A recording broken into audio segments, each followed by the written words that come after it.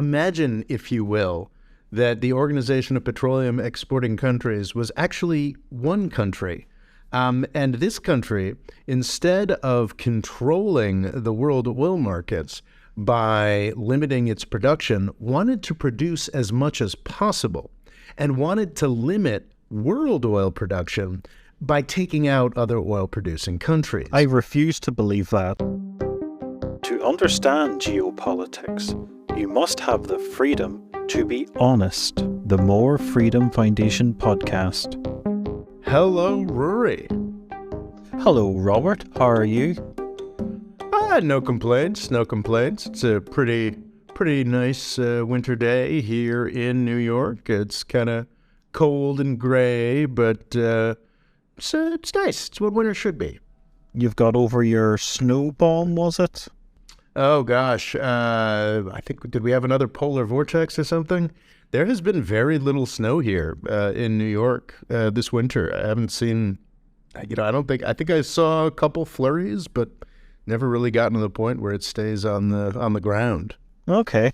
Too much rain. It's been a few frosty days, but something similar, it seems. Just sort of, I do know, I was in, not Northern Ireland, but I was in Ireland one holiday season, I think back in 2008 or thereabouts.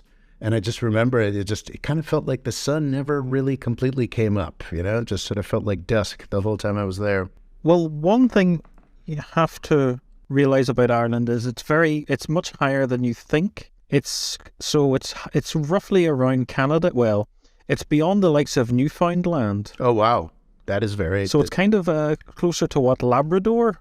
So it is quite high up. So it does mean that in the winter, the sun could set at around 4 in the afternoon and not rise to about 8. So you can go to work and never see sunlight. Wow.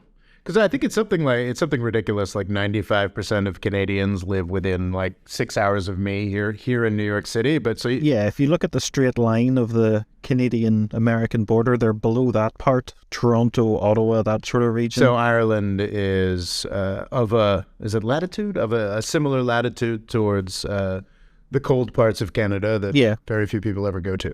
Pretty much. We are thankful for the Gulf Stream. The Gulf of Mexico do bless us with a very mild climate. So it never gets too hot. It never gets too cold. It's beautiful and verdant and green in the summer, but I feel like I've taken my last winter trip to Ireland, most probably. Oh, you're just a summertime boy now? I am. It's such a lightweight. I'll be going to Puerto Rico shortly. Not much of a sun and beach guy, but in mid-February, it does begin to get appealing. Okay. Are there any parts of the world the American Empire are interested in? Well, the aspect of American Empire I want to talk about today is this sort of concept I've been playing with of a neo-OPEC. It's sort of like, I think it's something that actually exists. And I think it's called the... But is this something Russia is up to or Saudi Arabia? No, it's actually the United States of America. If you look at the history of the 20th century so far, the United States has very famously, very seriously screwed up a number of countries, or at least gotten in the way of their foreign policy aims, and certainly their oil industries. Bush took out Iraq. Obama took out Libya.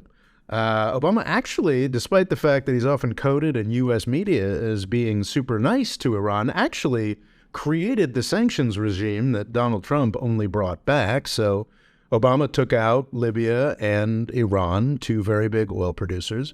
Trump took out Venezuela, shut down, the Venezuelan oil industry was self-imploding, but then Trump squashed what was left of it. And now Biden is working with Europe and the G7 to crush Russia's oil and gas industry. What you're saying is if you're a country and you've found a large deposit of oil, keep it to yourself? We're not quite there yet. I would say that if you are a country and you find a large deposit of oil, this is kind of depressing and imperial, but it's probably wiser to work very closely with U.S. oil companies. A bit like Nigeria is doing? Yeah, I think you definitely, I think we're getting to a point where it's not a multipolar world. It's a world where the United States has convinced itself it's a multipolar world and is now going forward going to be much more willing to abuse the privileges that it has. So if you're a country like, say, Guyana, which I think Guyana is the country in the world that has made the most leaps and strides in terms of its discovery of oil and gas reserves over the past 5 years, you really want to be in bed with an American oil company rather than a Chinese one.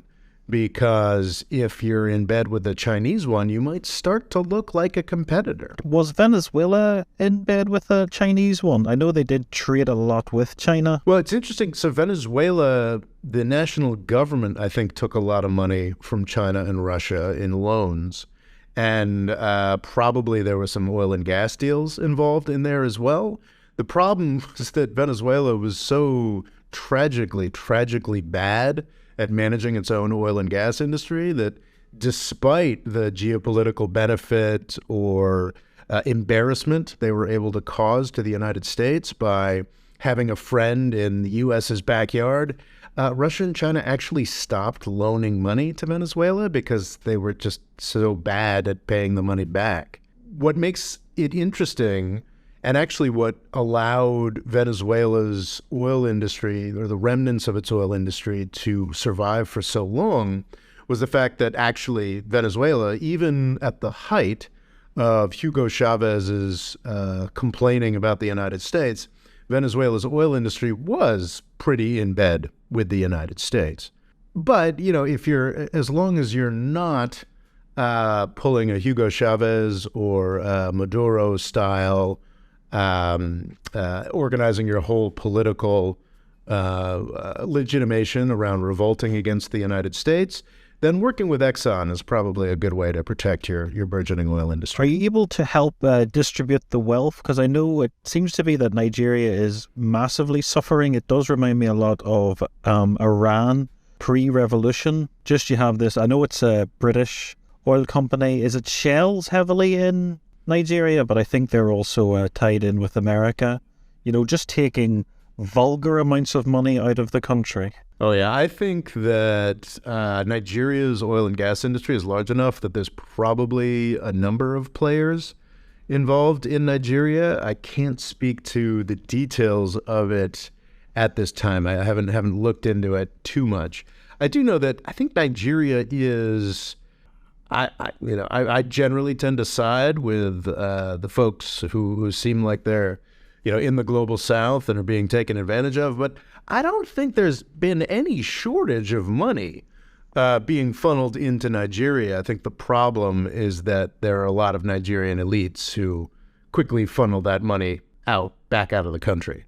And I think it's more a question in Nigeria in the 21st century. It's more a question of those resources not being shared adequately within the country than it is abuse by outside powers. Though I'm sure there are outside oil companies that are doing unsavory stuff. Nigeria is a poorly administered jurisdiction, and the more poorly administered a jurisdiction is, the more likely it is that there are abuses by every actor in the system. But not as poorly administered as Libya?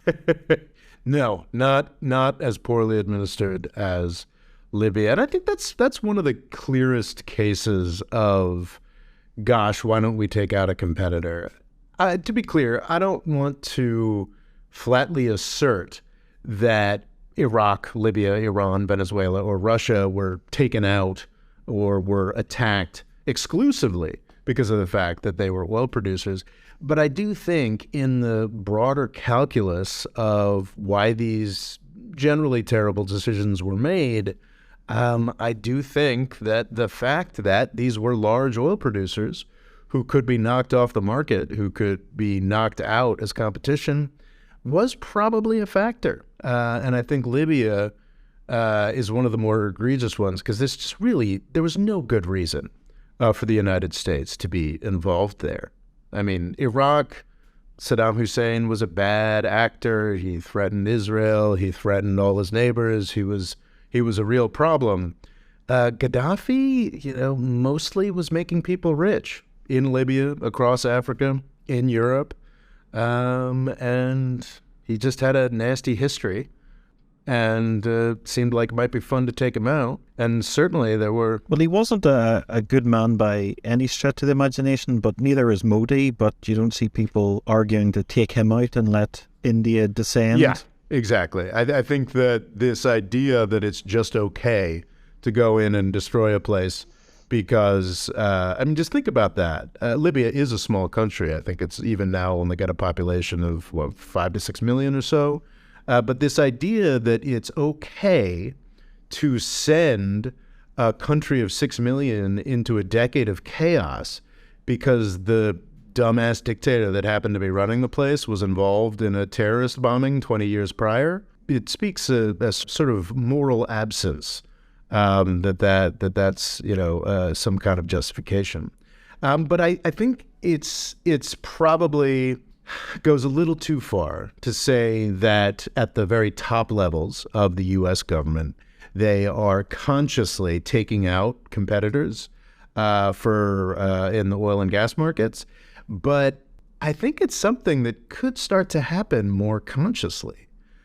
Because I definitely think that oil and gas markets are a huge factor in the fact that Obama was able to sanction Iran in the first place.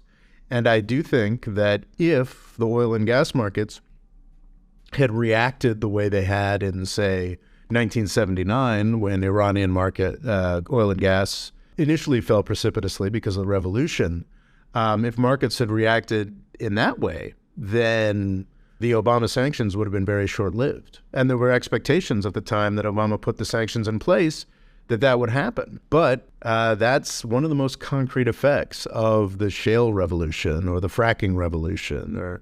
I'm always a bit confused by the way that folks talk about the shale revolution in the United States, in Texas oil and gas, because it implies that it was sort of any one thing, any one type of oil extraction or any one type of technology, when it was really just a wide range of things that folks have been working on since the 1970s, since the first oil price spikes that just sort of came on stream altogether during the Obama administration and really changed the realm of the possible for the United States. But there was also an incredible amount of funding for fracking, wasn't there? Which also helped. Well, of course, there's government subsidies, there's Wall Street that's excited, but it was a real legitimate scarcity through just sort of economics 101 supply and demand forces that provided that money. I mean, I think it's entirely accurate.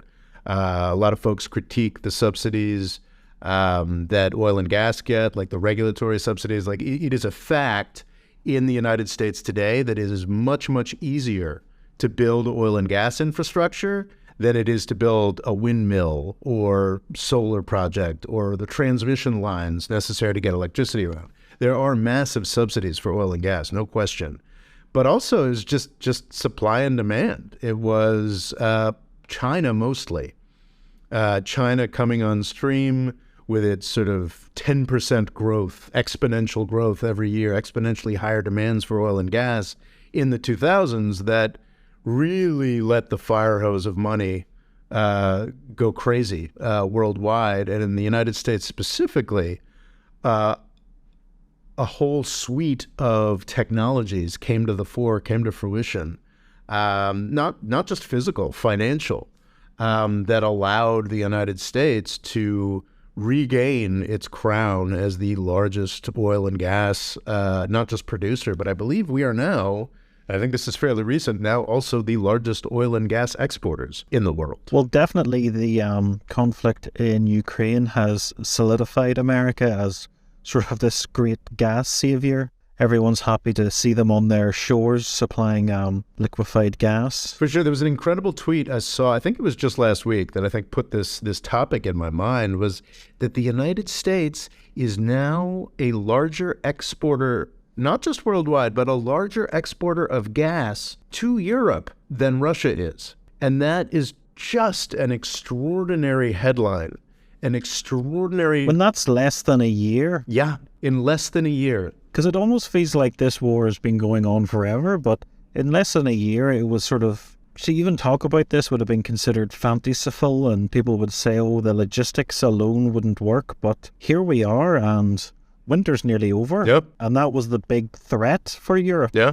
And everything seems to be going perfectly fine. It's just an extraordinary victory for U.S. gas producers. Like stunning victory that would have been utterly impossible without a decade's worth of anti-Russia U.S. policy in Ukraine. And it's underappreciated just how much more of a scope for mayhem the United States was given by the shale revolution. Obama's sanctions on Iran that he put in place to get the Iran nuclear deal that Trump revived would not have been possible before 2011, 2012 or so. I don't think that Europeans would have been as on board with saving Ukraine in the oil and gas market of 2008. I just don't see it. And it's fascinating because in 2003, there's no question that I do not think that the invasion of Iraq was the stereotypical war for oil. I think it was a war for war. I think it was much more a war to preserve the Cold War era national security state and, make it look like there was a purpose behind retaining all those resources. It was much more about that than it was about stealing Iraq's oil. But there were definitely folks in the Bush administration and in the U.S. economy more generally who were very interested in stealing Iraq's oil. So it wasn't the main, but it was a side. Exactly. It was a side issue that folks were very interested in. I think there's a very deep history of finding something for the U.S. military to do, and oh boy, did it do that. But at that point, it was a very different era. And I think that Bush was able to have one huge mistake in Iraq, and it blew up in our face. And I think the idea of the Bush administration, especially after the failures in Iraq, being able to go after Iran the way Obama did, or go after Russia the way that Obama, Trump, and Biden did, it just wasn't possible. Just wasn't something that the Bush administration could imagine, because especially with China going gangbusters as it was in the first decade of this century, the world oil and gas markets were simply too tight. And as you were saying, that created a flood of money towards exploration and new technologies for oil extraction. And that created a very new environment that Obama, Trump, and Biden have benefited from. And it's now moved the needle so far towards U.S. hyperproduction that I do think that the United States is going to start getting more interested in actively crushing other sources of supply. That's the future that I'm beginning to see developing. So I think that, as with a lot of things in foreign policy or in life more generally, there's a pattern that has already emerged, taking out over the past 2 decades, Iraq, Iran, Venezuela, Russia, and Libya. There's a pattern that's already emerged that could, may or may not have been intentional. Certain actors within the U.S. government might have wanted it. Some may or may not have wanted it. I think I'm beginning to see it become more intentional. And I think going forward, it may become even more intentional. How does this affect everyone's favorite oil-producing country, Saudi Arabia? That is a great question. You're reading my mind here, Rory. So there's been a lot of talk over the past 3 to 6 months about Biden being snubbed by Saudi Arabia, Biden being made a fool of by MBS, the crown prince of Saudi Arabia. And it's interesting, I absolutely do. I ran a video pointing out how Saudi Arabia supports the Republicans over the Democrats because quite frankly, they purchased the Trump family with their $2 billion commitment to Jared Kushner and multiple other instances of bribery across the Trump administration. But more broadly, there's this idea that somehow Saudi Arabia is really, really, really screwing over the United States by crimping supply, by producing less and driving the price up. And that just really neglects, now that would be very true in 2008 or 1998 or 1978. That's no longer true in 2023. The United States is a petrostate.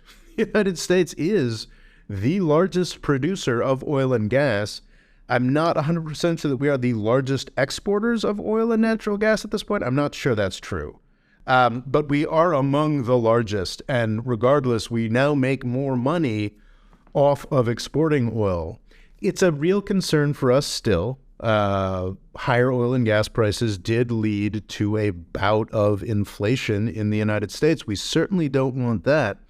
But it's no longer as straightforward as it used to be. It's not the way it was during the Carter administration or the Reagan administration. It was like, we desperately need oil and gas prices to be lower. Now it's sort of, we'd like it to sort of travel in a band. And it's very interesting how Saudi Arabia's actions that were portrayed by me, actually, as being so negative for the Democrats and for Biden. What they did was, as an October surprise before the midterm elections, they announced that they were cutting production presumably to drive up the price in advance of Biden's very important midterm elections, which would presumably have provided a boost to the Republicans. Turns out it really didn't, because the Republicans are pretty hapless. But after Saudi Arabia announced the cut down of supply, which was expected to send the price through the roof, the price actually crashed. So it actually seems like the Saudi Arabians, beyond the October surprise elements, seem to have had a fairly good handle on what was going to be happening in the oil market. So if the Saudis had actually continued to produce at a higher level, there would be a lot of people in Texas who would be pretty angry. One of the extraordinary things is what's been happening with the Strategic Petroleum Reserve. Are you familiar with this, Rory? Is this the one Biden said that he would allow to be accessed? It's like a reserve that shouldn't really get used, so that he was getting a stick for having the possibility of it to be used, but it never actually did. Oh, no, it was used quite enthusiastically. I think millions of barrels were sold every week from, I think, September of 2021 until the past week or two, something like that, or the past month or so. The Strategic Petroleum Reserve, which is vast, was used enthusiastically to crush world oil prices, used enthusiastically and successfully. It was a little bit the Federal Reserve raising rates. It was a little bit the Strategic Petroleum Reserve. But yeah, Biden sold a ton of oil from the Strategic Petroleum Reserve and successfully brought down oil prices. You're absolutely right that he was catching the stick, so lovely phrase, from the Republicans for doing this. I think it could rightly be portrayed as him attempting to influence the midterm elections. He successfully did that. But you can also see this usage of the Strategic Petroleum Reserve as a affirmative act, as a real step towards the United States acting as the swing producer for oil and gas, the producer of oil and gas in the world that makes the decisions about what the price would be. This is what the United States was. So it's almost like an anchor for the oil price. More or less. The United States says we're going to cap world oil prices. And a lot of those graphs you see of the Strategic Petroleum Reserve, there's a lot of scary headlines. The Strategic Petroleum Reserve is apparently lower than it's ever been since the 80s or something. I don't know. But if you look at those graphs, you'll see that this incredible bit of market manipulation that Biden did, this incredibly useful bit of market manipulation that seems to have crushed both inflation in the United States and also crushed Russia's hopes of freezing Europe to death. This incredible bit of market manipulation has only actually taken the Strategic Petroleum Reserve down by like a third, or something along those lines. But it shows that it also works, the petroleum reserve. Yeah, it's a real proof of concept. Now, what's exciting and very interesting here is that the Biden administration, I don't think any of these purchases actually ever happened because the price has now sort of bounced a bit. It had fallen down to the mid-70s for a barrel of oil, mid-$70, $72 range, $75 for a barrel of oil. It's now back up in the 80s for both the WTI and Brent sort of standard prices. But the Biden administration committed to starting and actually put out some bids to start refilling the strategic petroleum reserve at like $70 a barrel, and committed to making massive purchases at $70 a barrel. And what this does is it provides a floor for prices as well. And I think that clarifies just how not really angry the Biden administration is with Saudi Arabia for limiting production. Because if the Saudis were limiting production to prop up the price when it was in the 70s, and at the bottom of the 70s, the United States is willing to commit to purchasing oil at $70 a barrel, it indicates that actually not even the Biden administration is that angry with Saudi Arabia about propping up the oil price. But this indicates if Biden and his Republican successor, likely Republican successor, commit to using the Strategic Petroleum Reserve in this way, in a more formal, institutionalized way, we could basically cut out all volatility of oil and gas prices worldwide. Well, if you cut out the volatility, you essentially say, as the United States essentially has under the Biden administration, that oil is allowed to trade between a band of, say, $70 to $90 a barrel. You create predictability. And if you create predictability, then folks in the entire world oil industry can continue to produce on those assumptions. And it basically robs the traditional petrostate powers. It robs the Gulf countries and Russia and Iraq of the ability to enjoy what they enjoyed in 2022, those incredible periods of spikes that actually come about. Russia doesn't have to invade Ukraine to create an oil price spike. It happens kind of naturally because people, demand goes up, people consume. This is also economics 101. Demand goes up, the price goes up, people produce tons, and then all of a sudden they realize they're producing too much.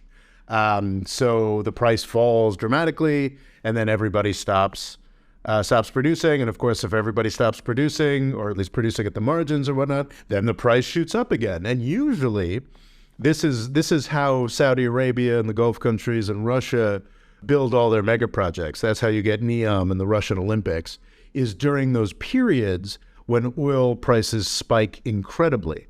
Now, if Biden and the succeeding presidential administrations commit to using the Strategic Petroleum Reserve to balance markets, then the oil industry gets a lot more boring. But what does this do for the likes of Canada and Venezuela that have oil that's very low quality, that requires a very high price? Well, it sort of cuts them out, Rory. It sort of cuts them out. Poor old Canada. Yeah, it sort of cuts them out entirely. It's interesting. It's hard to say how far down the path we're going to go in terms of oil and energy security. I think certainly the approach that's being taken by the G7 towards Russia right now breaks things. It breaks the way that the oil market has functioned since at least World War II. It breaks the idea that we've got a unified world oil market. And honestly, the actions that Obama and Trump were taking against Iran already kind of did that. But with Russia, it's on a much broader scale. This idea that there's going to be a price for Russian oil and gas, there's going to be a price cap that, to everybody's shock, seems to be working. That's very different. That's a real shift. Are we going to go further in the direction of being really focused on oil and gas security? Are we really in this multipolar balkanized Peter Zeihan world now? Or is the United States just going to sort of continue to be in charge of everything and use that power a little more viciously to shut down competitors? It's hard to say. If we really are going into this super balkanized Peter Zeihan world, then, Canada kind of looks okay, because Canada is sort of an extension of the U.S.'s Strategic Petroleum Reserve. And, maybe we, as a political trade, we make it easier to build. This is something that Joe Manchin actually tried to do, that actually I think it would have been a good thing for Joe Manchin to do in the aftermath of the approval of the Inflation Reduction Act with all of its environmental funding. It was the idea that we should do permitting reform. And as sort of a trade, we, let Manchin and other oil and gas types build a few more pipelines, like maybe build out some pipelines to Canada, that sort of thing. And in return, we'd make it easier to build high voltage transmission lines and solar fields and wind stuff. That was a trade that I think was worth making. So it's possible to envision a world where Canada gets sort of locked into more paranoid visions of U.S. energy security that could actually see Canada continuing to produce a lot. I think it's probably more likely, though, that Canada just sort of ends up as another victim of the U.S.'s rampaging growth in petrochemicals. So what is the price that fracking is profitable at? Well, it shifts. It shifts all the time, according to... Because it's also quite expensive itself. Yeah, for years, I think it was $60 a barrel. $60 a barrel was but that's what it was... Gosh, I think 10 years ago. Well, even 5 years ago. Inflation seems to have cooled off in the United States, but for the past 2 years, we've had much more significant inflation. So $60 in 2015, is that $80 today? I'm not entirely certain. But the thing is, actually, I do believe that $72, $75 range, where the Biden administration was committing to refill the SPR, the point of that amount is to keep the U.S. oil and gas industry going gangbusters. And I'm not sure if... So it's just nice for America? Yeah. And I'm not sure if this is explicitly put out there or not, but I'm pretty sure the United States is mostly going to be refilling the Strategic Petroleum Reserve from Texas and Oklahoma and the Dakotas, not from Alberta, Canada, or Venezuela, or anywhere else. So it is a fascinating development. I think if you're in the developed world or in the developing world, that a developing world country that does not have oil and gas resources, this is kind of a happy development. A more stable oil and gas market is a tremendous gift to the world. Just everybody can plan more. Everybody can have a better sense of what's going on. If you are a traditional oil and gas producer, or like Guyana, a new oil and gas producer, this is kind of nightmarish. This is a real problem for the United States to go back to what it was before the 1970s, the world swing producer, and also much, much more reliant on extraordinarily large sums being paid for oil and gas than it was back in the 70s and before. It's a big shift. Well, one thing that would be in fracking's favor is it's not a new technology anymore. It's quite refined. So with that, you will be getting the ability to produce it cheaper. But it does seem 60 to 100's the price it seems to be to break even. Well, that's a very broad range. It's a very broad range, but it's definitely within the range. It looks like America is able to keep it in. No, that seems to be what the Biden administration wants to do, keeping it in the band between $70 and $90, and that's enough to keep all kinds of tight oil extraction going in the United States. Another factor, another dynamic that I think we've talked about before, or I've certainly talked about more on the channel, is that before 2020, the frackers, the other whatever forms of extractors in the United States were able to access money on much more favorable terms before 2020. Because throughout the 2010s, even though the oil price was quite low historically from 2014 through really Russia's invasion of Ukraine in, what was it, 2022 or so. Even though the prices were historically low, up until 2020, Wall Street was still willing to give people money on the assumptions that they had built in the 2010s when the oil price just sort of constantly went up. In 2020, there was a period, because of COVID, there was a period of negative oil prices that sort of clarified Wall Street's mind. So there's a lot that goes into the break-even price. It's just not a physical thing. It also depends on how willing Wall Street is to finance you. So $60, before 2020, $60 was sort of the, when the price gets back over $60, that's when the rig count in the United States starts going up again. I got to assume the number is kind of higher now because of inflation and because of Wall Street backing off a bit. But $72, $75, that's probably at least where the Biden administration thinks it has to be. So Brandon's got your back. He'll keep the oil price exactly where you want it? Well, we'll see. We'll see. I think it's probably likely. I've expected, and I've been wrong for the past 6 months or so, I've expected a rather large oil and gas price spike. I wouldn't be surprised if at some point in 2023 we did make it over $100 a barrel again for a period of time. But what's important to remember about that is that $100 a barrel of oil is not 2015's $100 a barrel. I was really surprised when I did the Saudi Arabia video recently. Actually, I think I talked about this on the podcast already, is just realizing that the big spike in 2022, which is a very big spike, was kind of just normal prices in 2014. So what would that be, $120 a barrel in today's money? Yeah, that was sort of what oil just used to cost back in 2014. So it's shocking. It continues to be shocking just how low oil and gas prices are. Oh, it is outstanding when you consider the engineering and the transportation that goes into it. It is outstanding. It can be so cheap. Yeah, it's shocking. But what is interesting, and I think worth marking, is just how deeply, deeply wrong, not just like the crazier sort of geopolitics YouTubers or whatnot, but really the whole financial realm, Bloomberg journalists, whatnot, got this oil and gas price story wrong. I was with everybody in assuming that we were going to have incredible pressures on the world oil and gas market because of Russia's invasion of Ukraine. And to be clear, there have been incredible pressures, incredible disruptions, and there has been a meaningful price spike, a more meaningful price spike than we had had in 8 years. But was it brief and small?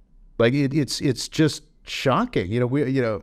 I was never somebody who thought Europe was going to freeze to death. I was a lot more worried about the prospects of serious humanitarian problems in Egypt, Pakistan, Afghanistan, places like this.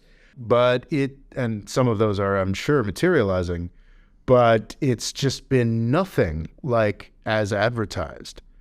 And that's, again, just an indicator of how much more powerful the United States is in this world and how different a world it is. But it's also the speed.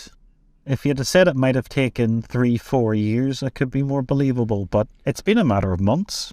Yeah. I think in June, we hit peaks on both oil and gas prices in June. Maybe the gas prices continued to be very elevated, high for longer.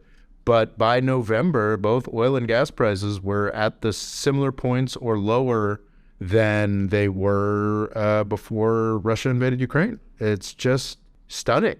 And the thing is, to keep those prices elevated enough, it's not enough for Biden or the Strategic Petroleum Reserve to buy up oil and gas at $72. I mean, that'll work for 3 to 6 months or so. But then eventually you're going to overfill the Strategic Petroleum Reserve. You're just going to have too much. You're going to have more than you need. And then, it's kind of like the sort of weird catch-22s we get in with the Federal Reserve and its monetary policy. You'll come to a certain point where the Strategic Petroleum Reserve is full, and the market has become very reliant on certain number of millions of dollars a barrel a day being purchased by the U.S. government, and the U.S. government simply can't purchase anymore. And then at that point, maybe the U.S. military starts looking into taking out or finding rationales for taking out other producers. The thing about taking out other producers is that will never be, I think it is likely that it'll never be, at least not in our lifetimes, the explicit rationale of the U.S. government. But look at Gaddafi.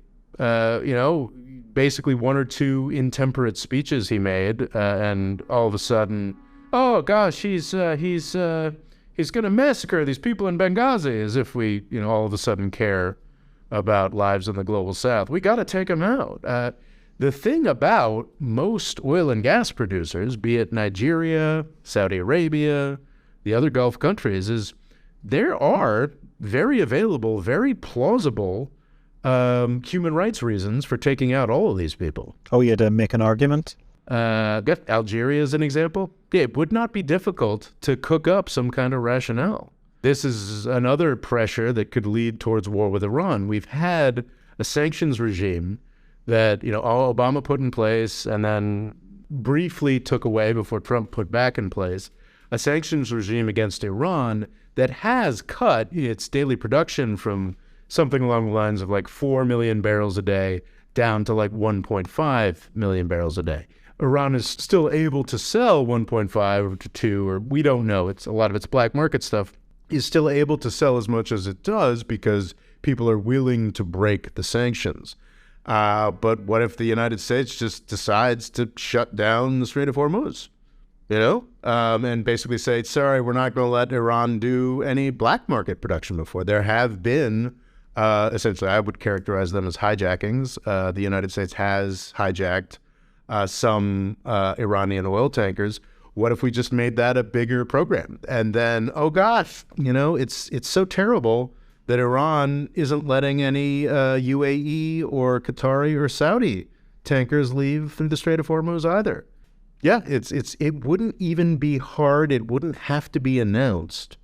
The United States could shut down, I think they say something like 30% of world oil and gas production comes out of the Gulf. It's a huge amount. Yeah, it might be more than that. Well, it's less than it was in the 70s, that's for sure. Yeah, and it wouldn't be hard to do. And I think it's a really, really important, really underappreciated aspect of the evolving geopolitical scene is the fact that the United States has now become super OPEC. OPEC plus plus? OPEC, yeah. OPEC plus plus squared.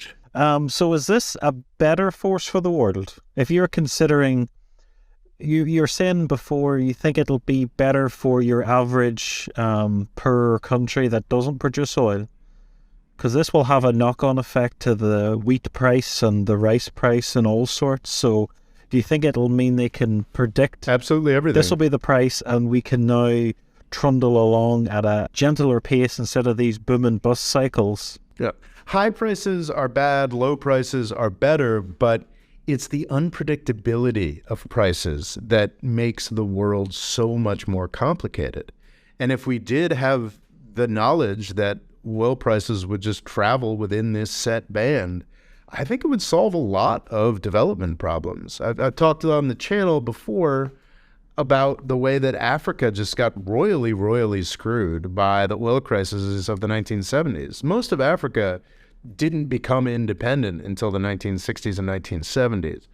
So they basically got about a decade of like, okay, let's try to develop here, and then just got hit by this ton of bricks of something that they were used to paying a low, steady amount of money for, going up by a factor of 10. And you're constantly told if you want to develop, you've got to understand and utilize oil. And I think, I think certainly up until the past decade or so, that's been unequivocally true. You needed fossil fuels to create a modern developed economy. And just as Africa became independent, those fossil fuels became dramatically less available. And then in the 80s, for a period, it seemed like they were available again, for 3 or 4 years, just long enough to get really dependent on them before the price spiked again. So it's the volatility that is much more nightmarish than I think than like a steady, predictable, high-ish price. Though honestly, with the way the dollar is depreciated, I'm not even sure you can characterize the band between $70 and $100 as a particularly high price, historically speaking. I'd have to look at the graphs on that. So yeah, I do think it'd be better for any country in the world that doesn't have an oil and gas market. How likely do you think this is to play out? Will America stick to it, or will the Republicans come in and do something outrageous? As far as the Strategic Petroleum Reserve in particular, I'm not convinced that the Republicans will initially follow Biden's plan on it, but within an administration or two, whether it's the next Democrat or just the latterly in the Republican administration, they'd probably start using the same tools similarly. But in the broader picture of the United States as like super OPEC, I mean, that's already happening. Definitely. Like when my first reaction when Russia invaded Ukraine was my assumption that, okay, this really, truly, like this is like Saudi Arabia getting knocked off the market. This is going to be such a massive, massive shift. So the United States is... It's going to be like another oil crisis. Exactly. It's like the 1970s again. The United States is now going to have to start making real decisions again. We're going to have to get good with Venezuela again. We're going to have to jump back into the JCPOA. And in the first weeks or months, there were some efforts. There was an opening to Venezuela that has actually borne some fruit, very, very little fruit. And there was a more seriousness about the JCPOA again. That, of course, ended for all time with the beginning of the Masa Amini protests. Was that in the fall? That's never happening. But even with Russia, this incredibly important component, like almost falling off the market, the United States no longer had to make any real overtures to any other oil producers. We could largely just do it ourselves. And I think that consciousness means, especially in the context of the United States broader military media complex, seeing Russia and China under every stone, it's not going to be hard at all for the United States to come up with excuses to crush oil production in different places. How likely is America to listen to OPEC? Say OPEC had a proposal. Is America ever going to say yay or nay, or is it always just going to, we're doing our own thing? I think the United States occasionally orders Saudi Arabia around, is the extent of our involvement with OPEC. There's a famous piece of legislation that has been kicking around Washington, D.C. for a couple decades now, which is called NOPEC, which is essentially the United States by diktat establishing international competition law. It's incredibly sweeping, essentially saying, within most national economies, cartels and monopolies are outlawed, and most functioning states try to shut those down. The United States is essentially saying, by act of U.S. Congress, that OPEC is no longer allowed to exist.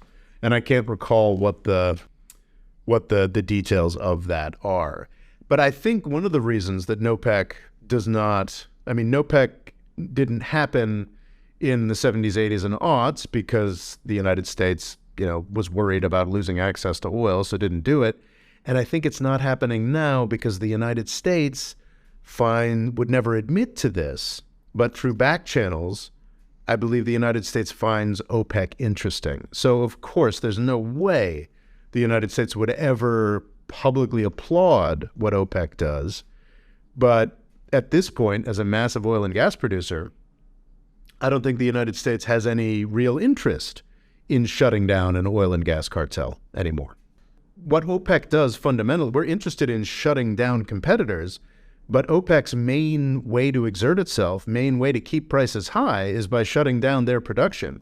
So that's easier for us. If they want to voluntarily shut down their production, it means, another 5 years before we have to bomb Algeria into the Stone Age. So what do you think the final conclusion of America controlling world oil prices will be?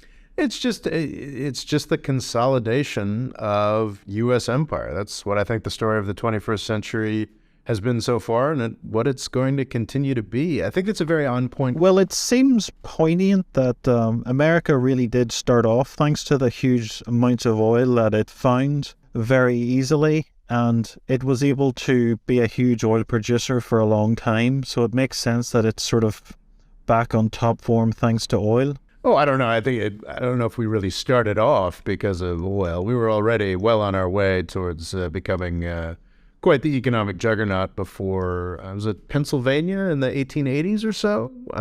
But certainly But it definitely didn't hurt. No, it did not hurt. When you consider the huge amount of calorific value of coal that Britain had at its disposal, it only makes sense that the next empire would have the next version of coal under its feet. It certainly didn't hurt, Rory. It certainly didn't hurt. The More Freedom Foundation is also available on YouTube and TikTok. Rob's Twitter is RobO'Law, and he's also written a book called Avoiding the British Empire, What It Was and How the US Can Do Better. And music provided by Kevin MacLeod.